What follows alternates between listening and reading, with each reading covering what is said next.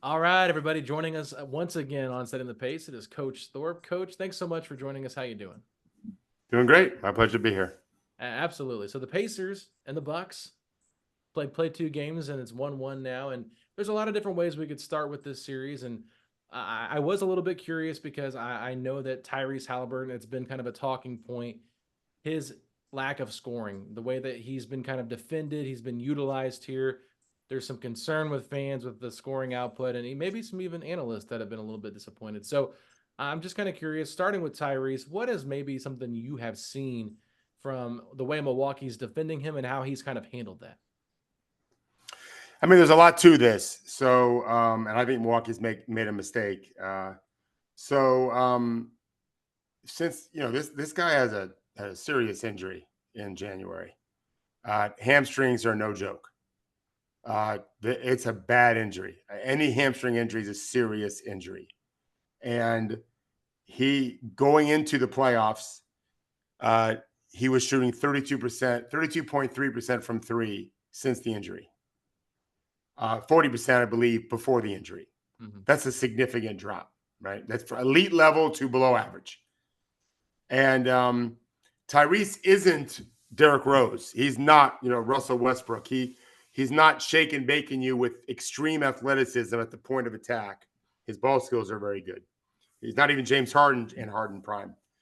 He needs that 3-point shot to be able to create the tension, especially that big guys feel when they get the switch and they go out on him, to take away his little step sideways three or step back.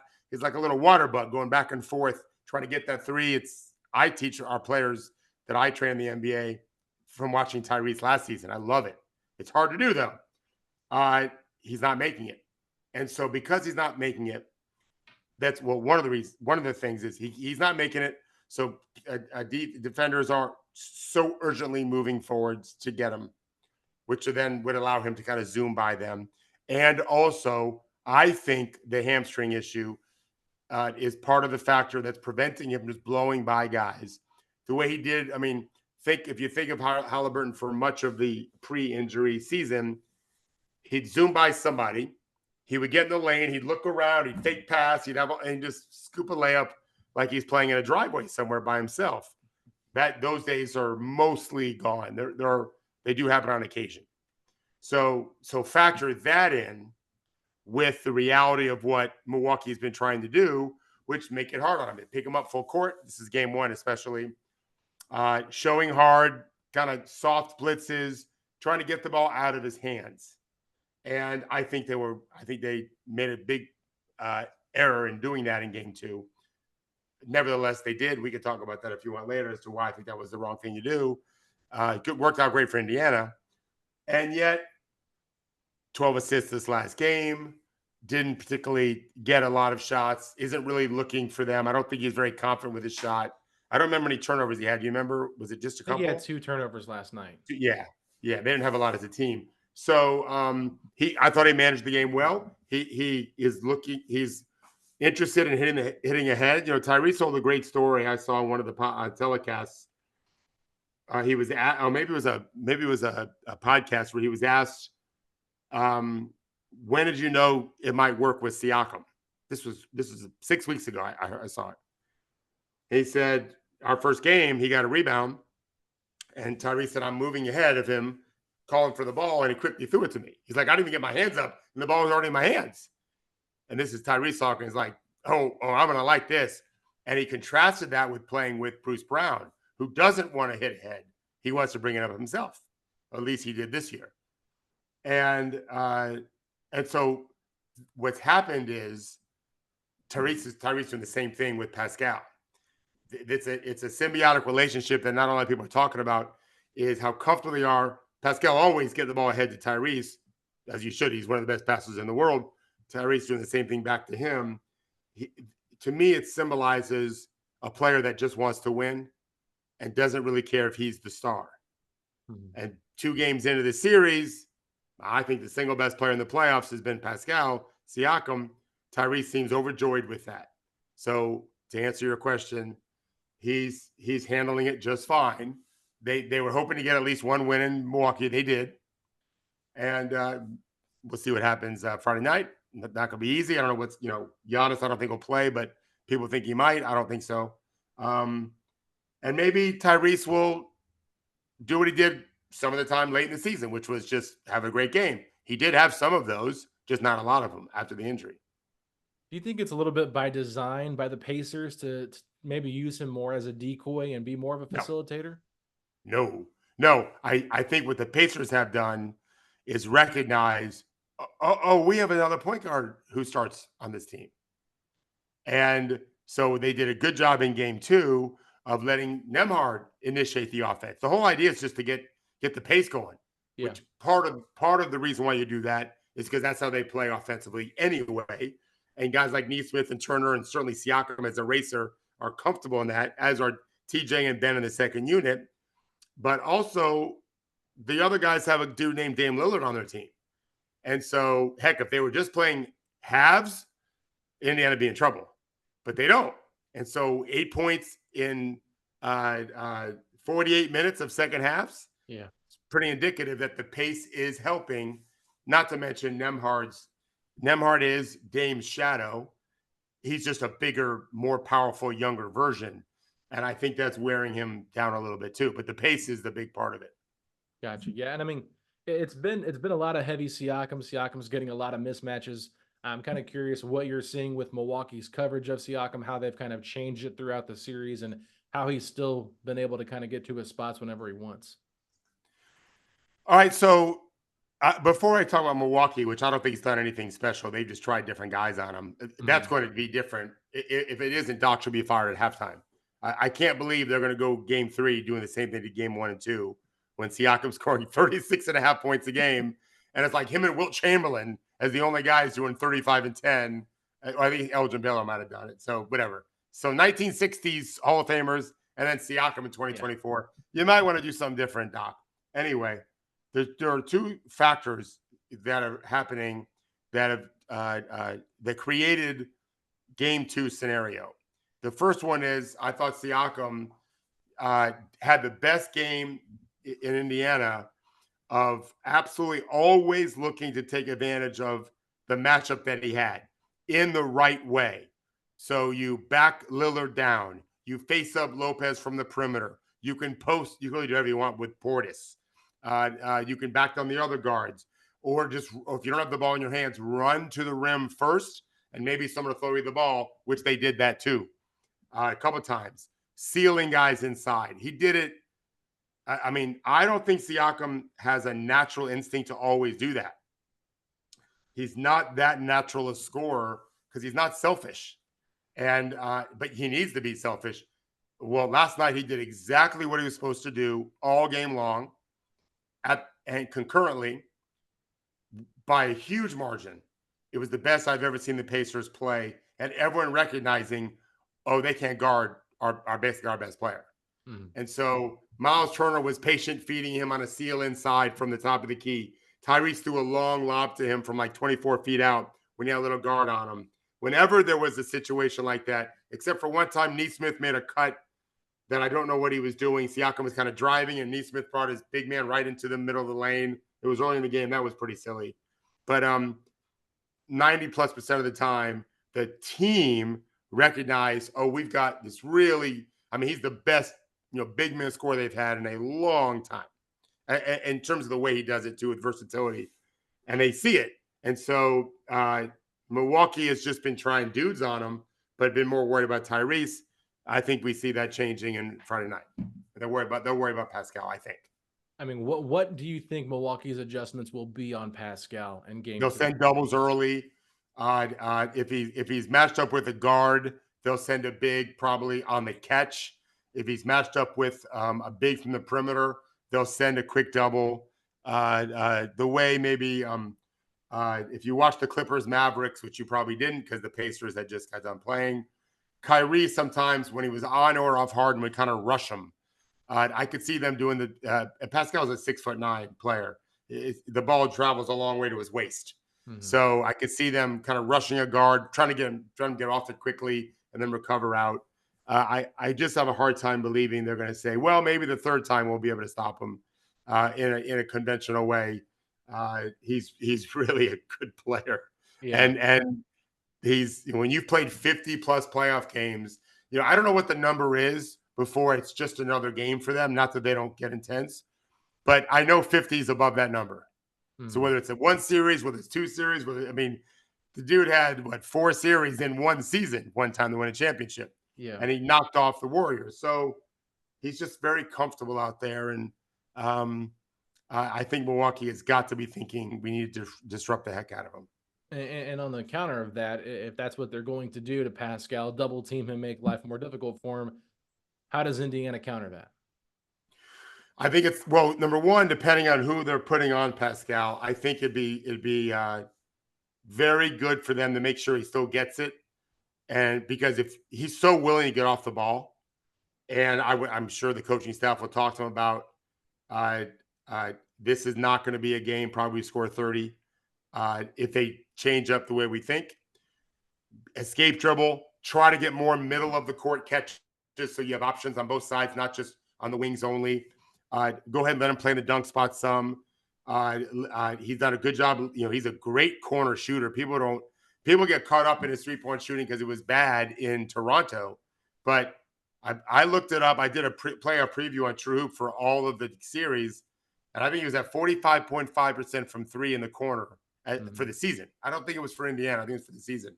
So that's pretty elite. It's not Nembhard, who's like 53.5% from corner threes, amazingly enough.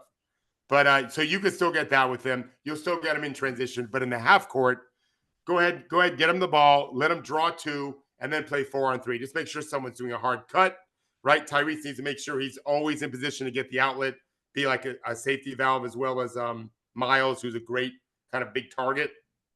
And then just play downhill from there and get Milwaukee scrambling. So if you play with pace and then you get them scrambling in the half court, you have a chance to fatigue them again, which I think by design something they want to do. Yeah, I'm kind of wondering if the way that Milwaukee defends Siakam, if that would allow more opportunities potentially for Tyrese to get open looks, Oh playing yeah, off those double teams, and hopefully that can get him going, especially at home in front of the home crowd. I heard Kevin O'Connor talk on Bill Simmons' podcast about how Tyrese still maintained a very good percentage in terms of the mid-range shot, and we saw him kind of go to that a little bit more after the injury. Do you think there's been openings there from how Milwaukee has defended Indiana so far through two games that he can maybe get to that mid-range shot more than he has in the first two games? so in my playoff preview, I wrote that Milwaukee is the worst team in the league at defending what I call the second box, which is the from 8 feet in front of the rim to the free throw line. That little box area is Milwaukee doesn't guard it typically. Mm. They guard the paint and they guard the three. They don't give up many threes typically, and they take away the first box, which is where the rim is. They leave that other part open. As it happens, the Pacers have two elite guards from the second box. Nembhard is in the 92nd percentile, and Haliburton's at the 97th percentile. So we're talking about there's no better backcourt in the league and no shots. There's a reason why Milwaukee's 1-4 now 2-5. It's a bad matchup plus the pace and all of that. So what I think Rick Carlisle will do a lot of is no matter who is doubling, the first thing we want to do is get Turner into the second box, if depending on where Siakam is, because you want to make sure there's spacing there. Because Myles has got the size to find Tyrese anywhere. It's one of the best ways to get Tyrese the ball. Nembhard did it a couple times last night where they put two on him on the ball screen, and then he's able to right away to get somebody else who then can find Haliburton wide open for a three or whatever he wants. So, yeah, if they put, I mean, there's no question if they put two, that's why they haven't done it. They're worried this will get Tyrese going, but you got to do something because Siakam's, literally murdering you guys. Yeah, not literally, but figuratively. Yeah. I mean, it's definitely. I think they can get Tyrese going. I think it's going to change things up, open up the series a little bit more for Indiana offensively. Yeah. But one thing I did notice at the beginning of the third quarter was I think it was like the first four possessions in a row, Indiana went right at Damian Lillard, trying to get him involved in the action, and I felt like they didn't do that very well in the first game or really the first half of game two. But I liked how they were trying to make him work more defensively because he was torching them offensively in both first halves. So I'm just kind of curious, is that something you think that the Pacers. Like, I don't know if you noticed that or not, but is that something Indiana should be doing a lot more of, trying to make Dame defend, especially if he's guarding Nembhard? I think you have to kind of make him work on both ends of the floor. I mean, it's a standard practice. I thought game one, with the exception of Siakam, and actually Nembhard made some mistakes on defense in game one, as did the rest of the team. But you could start seeing the signs of how effective he can be ultimately. Damian Lillard is making some circus shots, but he hasn't always made those shots, and they foul him a little too much. I would argue. I'm watching all these playoff games. If Andrew Nembhard or Ben Shepherd was touched by Damian Lillard the way Andrew Nembhard has been touching Damian Lillard in some of those threes, they wouldn't call those fouls. These are superstar calls, which makes them absolutely impossible to defend. Yeah. You can't go near him and even breathe on him, and you risk fouling him for a three. He's making some crazy shots, and yet Nembhard is just always right there, trying to force him right, it looks like, which is wise. He's much better going left and staying left. The team did a better job of kind of finding him. And so, of course, they want to wear him down, and they want to attack him on the other end. He's not a strong defensive player. Although Nembhard, I believe his last shot was like a step back against Portis when he was really cooking. Mm-hmm. Andrew Nembhard is a secret weapon in the league. Like, the league knows who he is. Trust me. The fans don't. The league does. The executives do. This guy is, I was telling some of this the other day. I was telling my people at True Hoop today. I'm doing my podcast again tomorrow, which is Thursday. When we're taping this is Wednesday. I think that, like, we all know why Siakam was so comfortable in game one. Nembhard, when he was a junior at Gonzaga, they were undefeated to the very final game of the season. And the pressure, ask Quinn Buckner about that. The pressure in January when you haven't lost a game, and February when you haven't lost a game, and even in March when these aren't one and done situations, like early March, and then back then it's the WCC tournament. When you haven't lost a game, there's so much more pressure than if you had lost even one game. And then it's just another game until the NCAA tournament. And so he just doesn't look at all scared. I heard Myles Turner talking about his poise. Well, yeah, he's got some experience at this kind of that. None of those other guys have. None of the guys on the team in Indiana have played as many important college games with that kind of pressure as Nembhard did at Gonzaga. And I think it bodes well for him. He's also played for Team Canada's national team. Mm-hmm. Tyrese has done, of course, for Team USA. And so he's just ready for that moment, and he's not easy to guard. He just doesn't get the ball a lot. Look at their usage rate. They've got good players. He is their third best playmaker behind Tyrese, of course, and Pascal. And I think we saw, my guess is, a glimpse of what he's capable of doing more frequently, not just in this postseason, but like next year. They become a very, very dynamic backcourt if he can get to 15, 16, 17 points a game and be there. He's their best defender. It's not Nesmith, it's Nembhard. Nesmith is good, and I'm a big fan.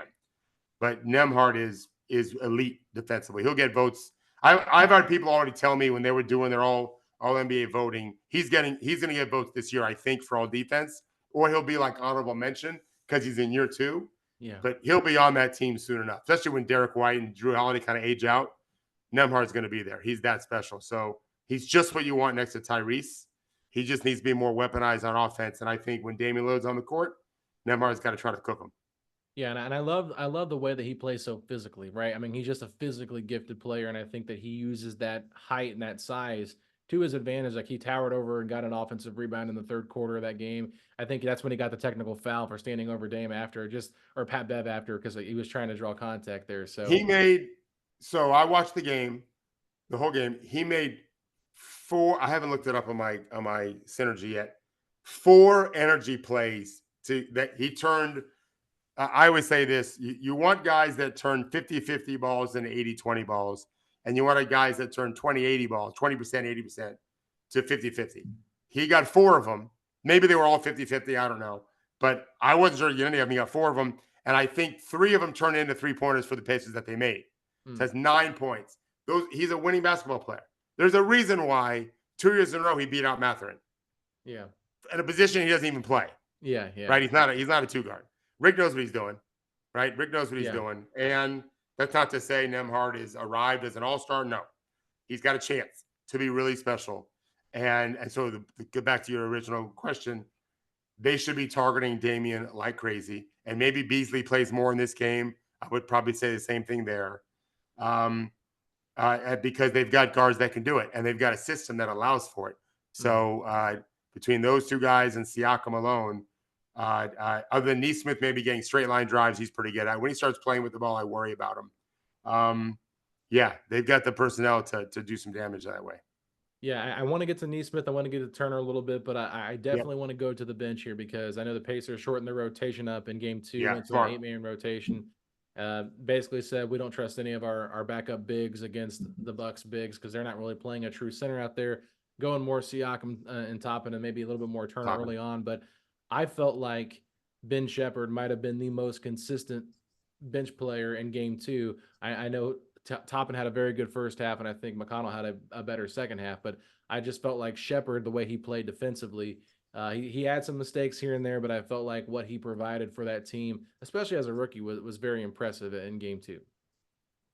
I mean, if he scores even a basket, because he's not a good player. I love Ben Shepherd, to be clear.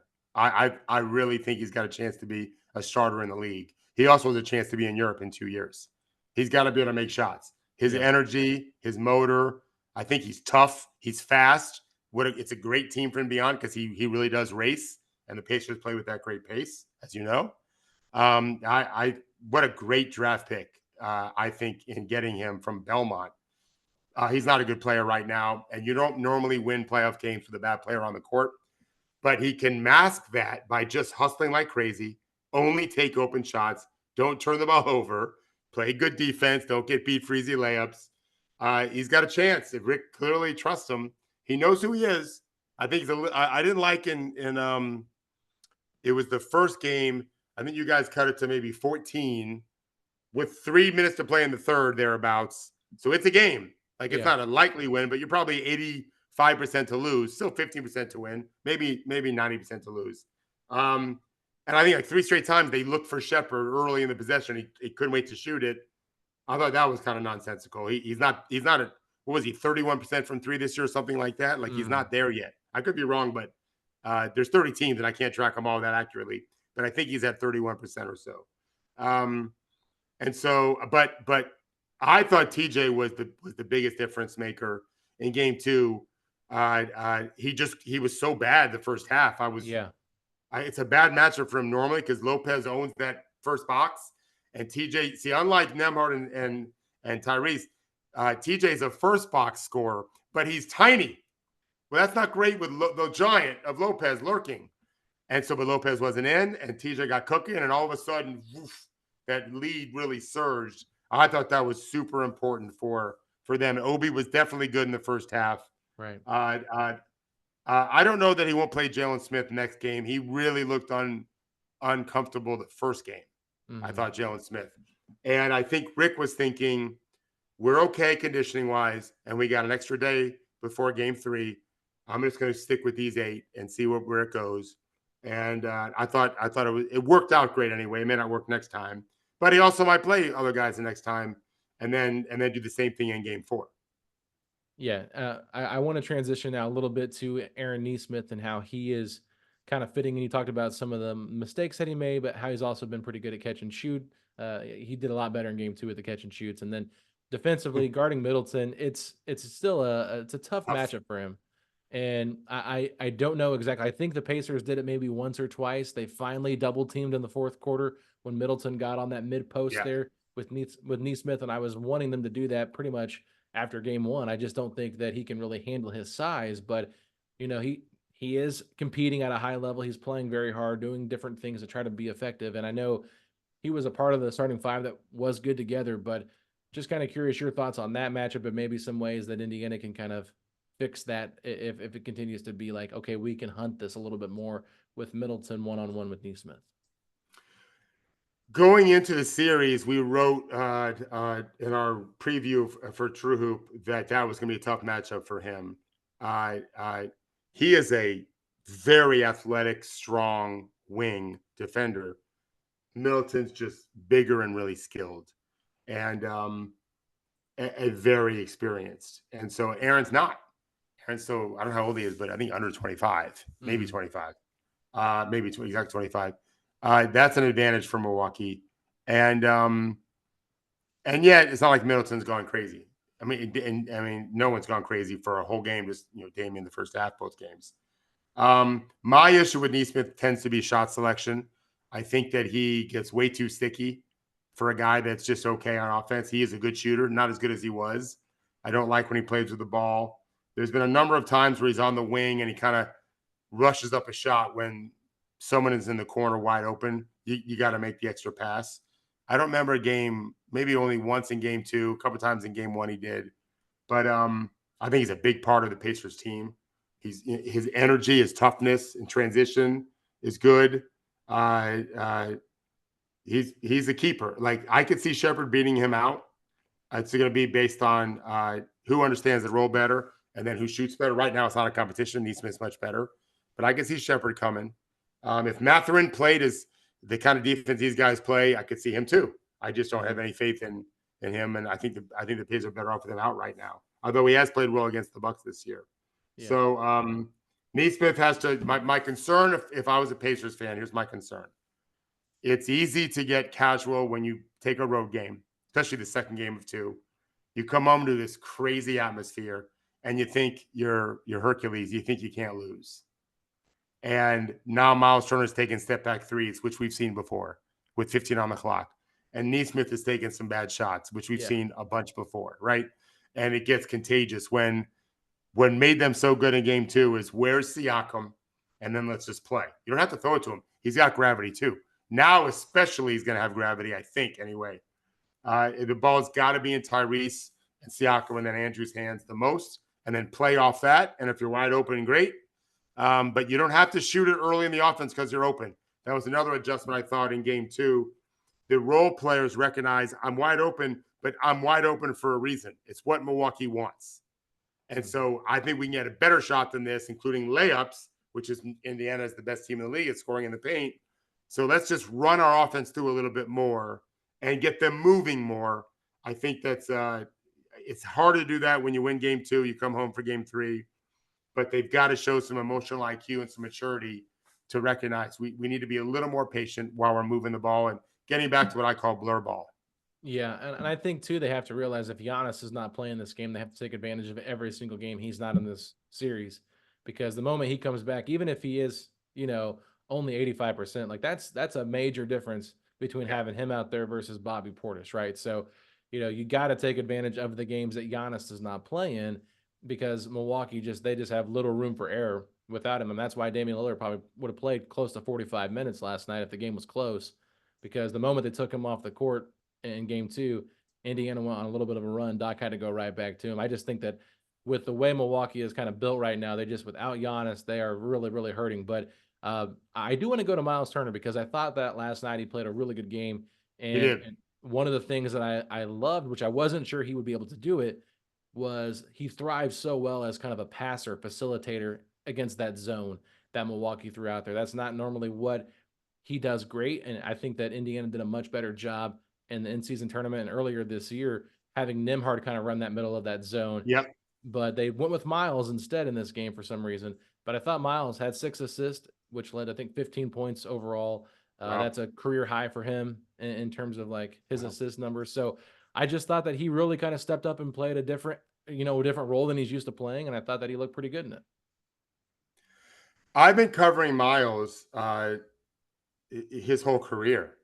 And my one wonder about Myles was just his willingness to play with extreme toughness in the paint. And I had question marks watching him some this year. He's a good player. It seems like a good teammate. I've noticed some growth in his game. There is when they first traded for Siakam, and people are talking, not people in Indiana, but just in general in the NBA world, the big 3 of Haliburton, Siakam, and Turner. And I thought, oh no, Turner's not that player. Maybe one day he can be, but he's just not that player. I got news for you. It's coming. 40% from 3 since the All-Star break. Nice little mid-range second box jumper, pull-up game. Much more toughness, not as consistent as I'd like. But listen, Bakers can't be choosy. He's making threes. He's playing some defense. Like if he was doing everything, he'd be an NBA MVP candidate. So he's not that guy. And then there was one play last night. I don't remember the details anymore, where Siakam was kind of sealing inside and they didn't throw it to him. And Siakam kind of stayed with it. Myles had the ball and he just kind of patiently waited and then found him, boom, score. I thought, okay, that's really understanding how those two can play effectively together, because that's really the dream. Is the way Siakam shoots from the top of the key, which is good, from the corners, which is very good. The way Turner can really step out. Those guys have a nice inside-outside combination, which of course I was covering the Pacers when Sabonis and Turner were there. It's a much more dynamic relationship, much more. First of all, Siakam is probably better than Sabonis in the paint. He might be. I don't think he's a better passer. He's a different kind of passer. Sabonis is a brilliant passer and a better rebounder than Pascal. But I really like how both Siakam and Turner can be in the middle of an offense and find people. And they both Pascal did in transition, where he drove middle, kick corner, and Turner did it on short rolls, catch the ball, kick to the side easily, or shoot it, or that one play where Tyrese had the no look and Myles had the monster dunk early in the game. Turner's looking for that, looking to play athletically, looking to slice, cut well. That's huge, because Lopez, the thing about it, Indiana beat the hell out of Milwaukee, and Milwaukee shot well. Indiana shot well too. And that's what I was telling people the other day. As terribly as Indiana played game one, if they had made 5 more threes in the game, they still would have shot below 33%. So it's not like they would have had a great shooting game, and it would have been a tie game. And Siakam missed 5 free throws alone. Yeah. So as badly as they played, that's why I had a good feeling. They got a great chance to win game 2. I think they're the better team, certainly without Giannis. Doesn't mean they'll win game 3. They got to play well, and they got to shoot pretty well. Not as well as they did in game 2, but they're just a better team. And we'll see how game 3 goes. But I think Turner's been a big part of it, just being comfortable on both ends of the floor, kind of controlling the paint. Yeah, I thought Turner looked really rushed in game 1. He did not look comfortable out there at all. Some of the shots he was taking were terrible, not even touching the rim, hitting the side of the backboard. I remember. Yeah, I'm just watching. I'm like, Myles is not that guy. He needs to just get his shot and catch it in rhythm. When he tries to take step backs, like we talked about, he mentioned earlier, he needs to be, a catch and shoot kind of guy. He's not a guy that really can catch off the dribble, or shoot off the dribble, I should say. So, yeah, it's definitely been interesting to kind of see, and I think that the fact that Tyrese has not really been himself yet totally, and the Pacers were able to go 1-1 in Milwaukee. And you mentioned that first game. I mean, they were outscored by 18. The Pacers were from 3, and then they missed 7 free throws. That's 25 points they left, on the board there. And I just felt like they just shot the ball so poorly, were able to come out and shoot it so well. You've talked about it a lot. You're hinting at it, like they cannot come into game 3 comfortably. So we know Milwaukee is going to adjust now. They're going to punch back a little bit. Do they have enough outside of Dame to really steal a game from Indiana here in game 3 without Giannis? Well, you have to look at it 3-dimensionally. So the answer is yes, in part because Indiana's capable of stinking. Yes. So I don't think Milwaukee has the goods to score 125 without Giannis, unless Middleton really goes nuts. Beasley goes like 6 of 8 from 3. Those are not, and Damian has a full maybe 38 minutes of superstar effort, not just a half. That won't be enough unless Indiana doesn't play well. To me, the variable in the series that we just don't know. There's 2. Everyone knows about Giannis. When does he come back? Again, I heard today maybe game 4 or 5 from someone inside Milwaukee. Giannis knows, maybe he doesn't. It might just be a game time thing. But the other one is, and I'm much older than you, but early in I think the second date I ever had with the woman I'm now married to, going on 34 years, was a movie called The Princess Bride. You ever heard of The Princess Bride? I've heard of it, yeah. Oh my goodness, you've never seen The Princess Bride? I'm sure I've seen clips. I'm not a movie watcher. I'll just be honest with you. I don't watch a lot of movies. Do you have a girlfriend or wife? I'm married. Yes, I'm married. I strongly urge you to do a date night and see The Princess Bride, which is also an amazing short story, I think, first. There's an amazing scene where two people are sword fighting, and they're both kind of honorable men, and one of them says, "I know something you don't know. I'm not left-handed." They both were fighting as lefties, and then he switches to being a right-handed swordsman, and he's now getting advantage of the guy fighting with his left hand. And the other guy says, "I know something you don't know. I'm not left-handed either." And he goes, "His right hand." And that's what I keep thinking about with this series. Milwaukee knows at some point we think we're going to get Giannis back. Wow, what a introducing a top 4 player in the world, what a difference maker. But if Tyrese is the guy we saw, he reminded me of Steph Curry with the way he played the first 3 months of the season, just breathtaking, joyful, exuberant basketball, shot making, passing, and then charisma. If that guy shows up for any game, as long as the other Pacers aren't terrible, that kind of beats out whatever Giannis and the Bucks can do, which is why, again, they went 4-1 in the regular season. Yeah. Because Tyrese was magical in all those games, pretty much. So I don't think Indiana loses if they play well. There's no guarantee they play well. There is a mistake to coming home in game 3 after winning one and feeling sure of yourself. It would be, like I said, it's a mistake. You've got to grind. To me, the regular season's different. You're notching up wins to get to a seed. The postseason, nothing matters till you get to 4. It doesn't matter what else happens. So you win a game, it's over when you wake up the next morning. It doesn't matter. And you've got to do that 4 times and move on. They don't carry over the same way that way. You just got to win. And so you forget about what you did the other night. And Rick has done this a lot. He's a champion, as is Siakam. And I think Rick said this.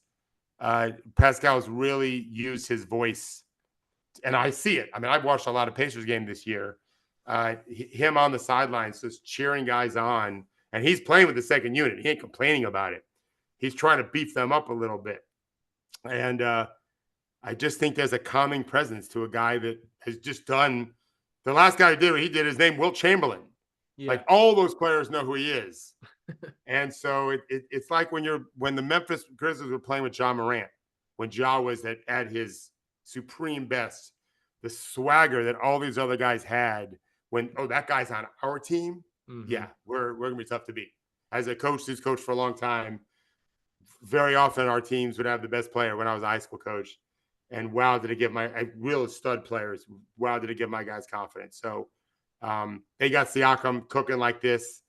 And when Giannis comes in, hopefully Pascal can keep doing what he's doing for Indiana's sake. And then it's just, can Tyrese step forward?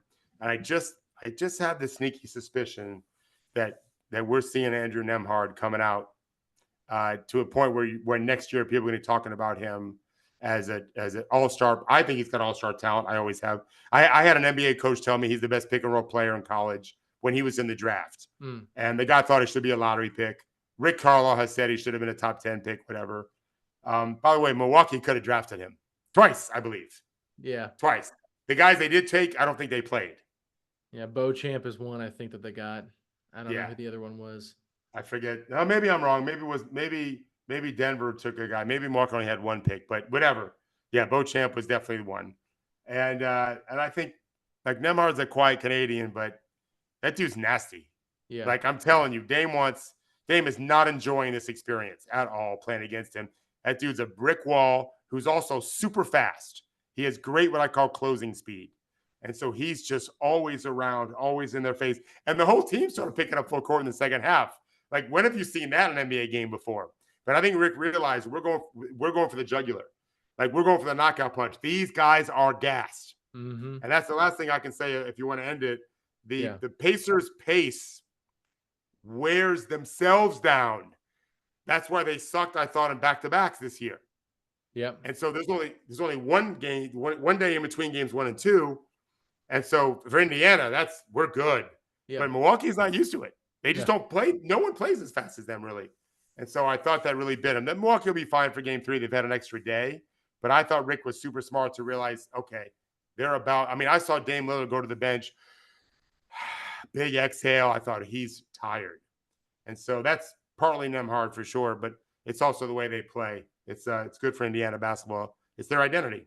Yeah, I mean, I do know that I think Doc said that Milwaukee, when they were practicing for this series for game one, leading up to it, they weren't even having their scout team take the ball out of bounds. They were just grabbing it out of the net and Yeah. just going, running up the court, try to match Indiana's pace because they know exactly how big it is. And you saw Brook Lopez in game two, like just dying out there in that first quarter. Yep. Like even after made baskets, Indiana was able to Yeah. get 5-on-4. Obi Toppin gets a wide open layup. It's just little things like that you just can't overstate how important the pace is for Indiana, and they've Yeah. trained all season long for. Where Milwaukee is not that way at all. So you're right, though. It's going to be interesting to see what Andrew Nembhard continues to do. I think a lot of people have been kind of, you know, not really sure about him just because I think offensively they might not love the numbers that he puts up and some of the shot selections he takes too. But I think I've had people still ask me why is he starting, and I'm just like, if you don't understand why he's starting and you've watched 2 games of Pacers playoffs, you're just missing the whole thing. You just don't understand basketball, I There, guess. there were 3 second-year players this year that had a positive net rating for the season. Jalen Williams for the Thunder, lottery pick. Mm, Keegan Murray for the Kings, lottery pick. And Andrew Nembhard. yep. Okay, second-round pick. The fourth guy, if you ranked him, Jalen Williams number 1, Keegan 2, and Nembhard 3, like plus 2 points something per 100 possessions, was Paolo Banchero at 0.0. Yeah. So number 1 pick in the draft all-star wasn't even a net positive. He was even. Yep. And so, yeah, there's a reason why Rick knows what he's doing. Yeah. And I think his usage rate, like I said, I think it's at 14, maybe it's 16. Like he doesn't get the ball. He's a point guard. So, and they changed his shot as they talk about on the telecast. And I think he's 35.7 for the year, but really had a bad start. I'm just telling you from what I see and talking to teams all the time. Like I had 2 different teams tell me this last summer, we're coming after Nembhard one day to be our future point guard. Yeah. I said, oh, wow, interesting. I don't think Rick's going to give him up so easily. Rick likes point guards. Yeah. He likes I think having 2 in Indiana's the going to game. try. They're going to try their hardest to keep him because he fits so well. I mean, you talked about it earlier. He just fits so well next to Tyrese. And one thing I love about him is he hates the media pretty much. You know, he'll do them because he's obligated to do them, but he's like, let's get this over with. I don't want to talk to the media. I just want to hoop. And it's hard to find guys like that because a lot of guys like the attention, right? Yeah. But he wants nothing to do with the attention. He just wants to play basketball. Yeah. And you see him kind of glow the most when he's out there on the court, trash talking a little bit and get a little physical. And that's when you can kind of just see like, man, he's loving this. He's just like relishing in the moment. What second-year player talks trash to Pat Bev? Like I had someone tell me once, I don't remember where I was. Maybe it was a TV show. Maybe it was a telecast, but I don't think so. I had someone from Chicago, I think it was telling me, like there's parts of Chicago that only one person can walk through, no matter what part of the neighborhood is, that whatever gangs there are, is Pat Bev. Like nobody would fuck with that guy in Chicago. That's what I was told. And Andrew's like talking trash to him. I'm like, and then he's giving it up right there with Damian. Like they're going, I'm sure he loves all these guards that age love Damian Lillard, but you wouldn't know it in a game. He's just a competitive dude. I mean, if you could get 24-year-old Klay Thompson instead of Andrew, I think he'd be better. As much as I like having 2-point guards like Rick does, if you could get the 6'7" pure shooter that can also defend down, because that's what you have to be able to do. You have to have someone playing next to Tyrese that can defend down to the 1.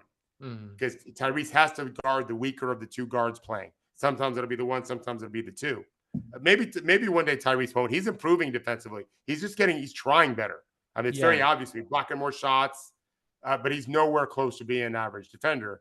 So you got to have a Klay Thompson that can also defend down, and you don't have that. Maybe Ben Shepherd could be that guy one day if he can really shoot, but he's a long way from Nembhard right now.